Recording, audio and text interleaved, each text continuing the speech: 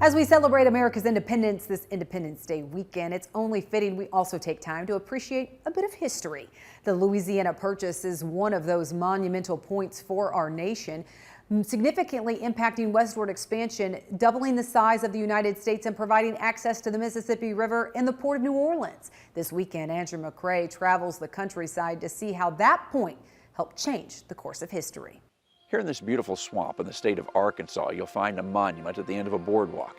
This monument has much to do with parcels of land all across the Midwest. There were about 530 million acres in the Louisiana Purchase that the United States acquired from France in 1803.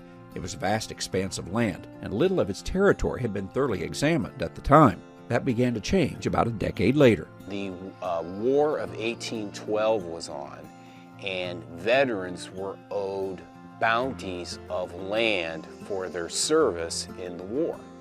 The land needed to be surveyed and apportioned for this to occur. Ryan Smith tells the story of those surveyors and their tie to this spot in Arkansas.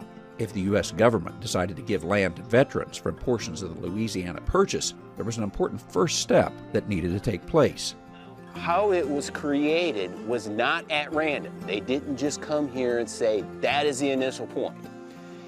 What happened was there were two survey crews.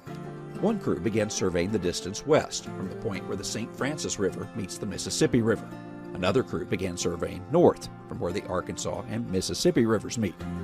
The two crews' path crossed right here at the initial point. The crews used a chain to mark the distance and a compass to keep their line on track. They also marked witness trees and kept meticulous records to ensure accuracy. Those crews had no idea where their lines would cross to form the initial survey point for the Louisiana Purchase. Both surveying crews distinctly in their notes mentioned to the extent that they came down into a swamp. The point where the two paths crossed is preserved here in Arkansas's Louisiana Purchase State Park.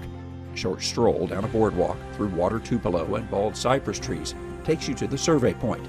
There's a large engraved stone marker that was placed here at the point in 1926 by the Daughters of the American Revolution. A new survey in 1921 retraced the work of the surveyors in 1815.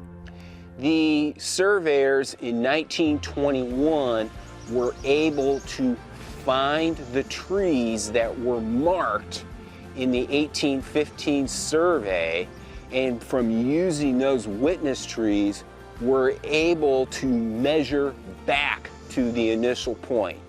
Those trees were witnessing over 100 years later. This point was the beginning spot for legal descriptions of land in all or portions of the states of Arkansas, Missouri, Iowa, Nebraska, the Dakotas, and Minnesota. Some section in a township on the Canadian border right now in North Dakota is measured right back to right there. It's a peaceful place here in this forested swamp, a unique yet important spot that marked the beginning point for surveying the vast Louisiana Purchase. Traveling the countryside near Holly Grove, Arkansas, I'm Andrew McCrea.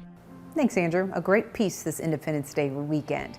All right, when we come back, serving up more soybean demand, but not in a way that you may traditionally think. Here's a hint. It's tied to some Independence Day barbecues. That's from the farm next.